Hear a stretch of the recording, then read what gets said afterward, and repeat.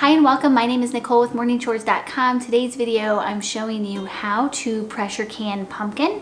We're going to start with a whole pumpkin that we harvested out of our garden and turn it into this. The first step in our canning process is we need to actually process our pumpkins. We need to remove all the flesh so that we can, or at least have something to can. So I'm going to show you how to do that right now. The first step is to remove the stem. You need to use really sharp knives and be very careful. It's very easy to cut your finger when you're doing this, so just go slow and take your time. So the first thing I do is I cut a circle around the top of the stem. If it doesn't just easily pop off, sometimes I take a bigger knife and I'll kind of use it almost like a crowbar and wedge it open, just like that. Chickens love pumpkins, so I'm saving all this extra stuff for the chickens. Now the pumpkin seeds, I am saving some to plant next year. So I have those drying on this plate right here, and these are almost completely dry, and once they are dry I'll put them either in a Ziploc baggie or a little glass jar, and they'll be good for planting next year.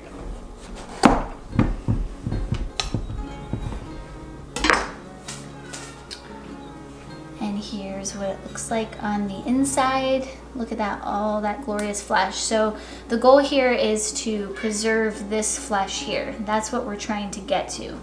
I've also noticed that the drier the pumpkin, the easier it is to remove the seeds. The wetter or more moisture that's in the pumpkin, the harder it is to remove the seeds. So this is a little bit drier of a pumpkin, so it's gonna be easier. So I'm literally just pulling the seeds out with my bare hands. It's very messy, but I think it's kind of fun. My daughter helped me yesterday with this, and it made short work of removing all these seeds from all these pumpkins, because as you can see, I've got a whole bowl here plus more in the refrigerator. If you have some that are stubborn and it's hard to get them out, you can take a knife and just cut along the flesh area and it should come out that way. And voila, this is what we are looking for. Once we have our wedges, we want to remove all of this stringy stuff. It just doesn't make for a good canned pumpkin. So I'm just going to take my paring knife and remove as much of that as I can, because we're looking for the flesh that's harder. Once we have as much of that removed as we can, and we can always remove more later, now we want to remove the skin.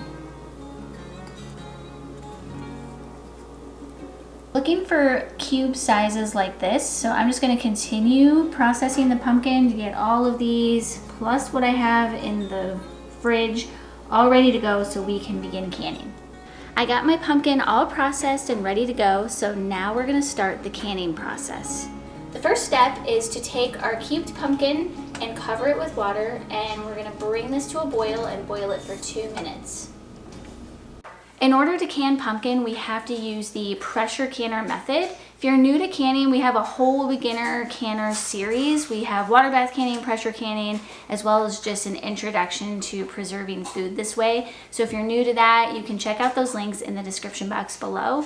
I'm not gonna go into major detail on how to pressure can, but I will say pressure canning is my favorite way to can food. I think it's easier than water bath canning, it's less messy, and it takes less water, and in some instances it takes less time, but not necessarily. Sometimes water bathing is quicker for certain recipes. It really just depends on what you're canning. So I went ahead and got all my stuff set up. My pressure canner is full of jars right now that I'm sterilizing. I've had this hot for about a half an hour. I've got all of my lids and bands in warm water ready to go. So all we're literally doing is waiting for that pumpkin to boil. My pumpkin is boiling, so I'm going to turn this heat down to medium high and set my timer for 2 minutes.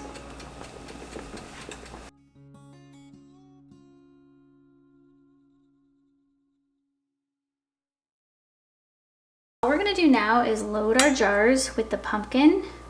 We want to pack it in, but not smush it. We don't want to smush the pumpkin. Some recipes call for pureeing it first. I don't like to do that. Personally, I think it makes it too soupy. The pumpkin puree that you're buying in the store has all kinds of stabilizers and additives added to the recipe, which keeps it thick. And there might be a way to keep it thick in a homemade recipe. I just haven't tried it. And I just find that most of my recipes I'm adding this to, I'm using an electric mixer because I'm making pumpkin muffins or pumpkin bread or pumpkin cake. And so it gets pureed as I'm mixing up the recipe. So I just find it's easier and less work to just do it this way. So this is about what you want it to look like. To each pint, I'm adding half a teaspoon of sea salt. If I was doing quarts, I would add a teaspoon. Now I'm just going to add liquid from my boiled pumpkin over the pumpkin cubes and the sea salt, leaving 1 inch headspace.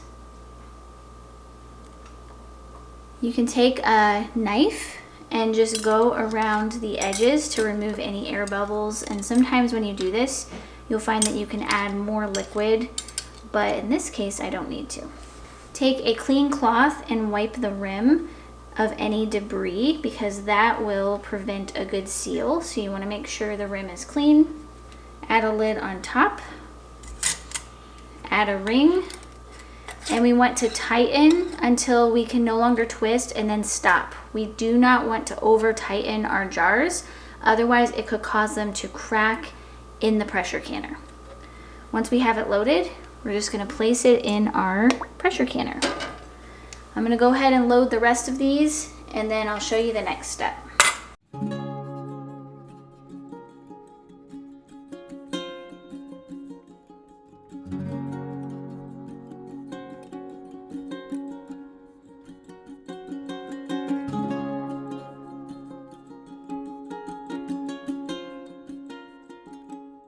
We've got our canner all loaded up, and one really important thing when you're loading your jars, you want to make sure that they're evenly distributed. You don't want a bunch scooched over here. You want them evenly spread out. That way it helps balance out the pressure inside the canner. And what I love about pressure canning is that you can double stack. So if you recall, I have my stack on the bottom plus this stack. So I can can twice as much in half the time. It's great. So we're gonna go ahead and get our lid on here and start heating this up and get our pressure up to 15 pounds pressure.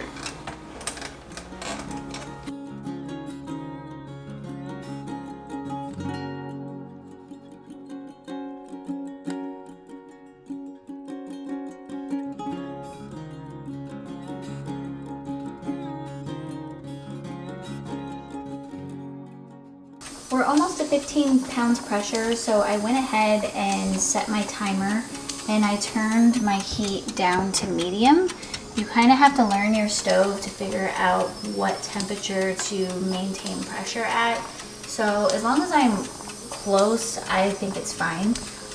But I am going to still allow it to rise because I do want to get it on that 15. But I went ahead and set the timer for 55 minutes.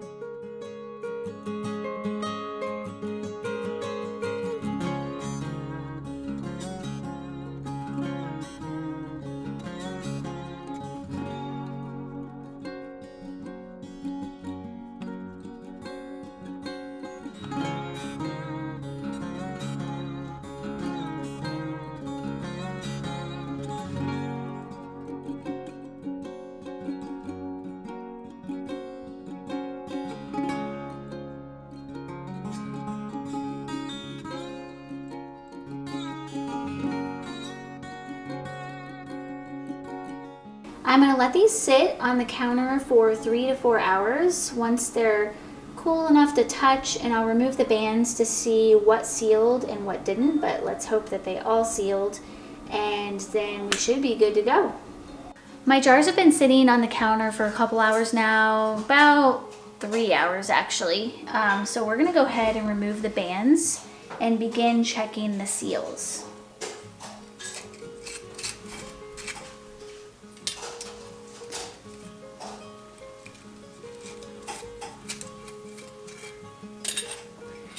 And I go over this in the beginners videos, but how you want to check the seals is you just try to pull on the sides and it should not easily pop up. You also can check the center of the lid, and it's hard to see in the camera, but the center should be indented downwards. If it's upwards, it has not sealed properly. Even if the sides are not coming off from the jar, if that center is pointed up, I just don't trust it, and I'll just put it in the fridge and we'll just use it within the next week. So just keep that in mind. So far, they have all sealed, but I've only done 2, so we'll see how the rest go.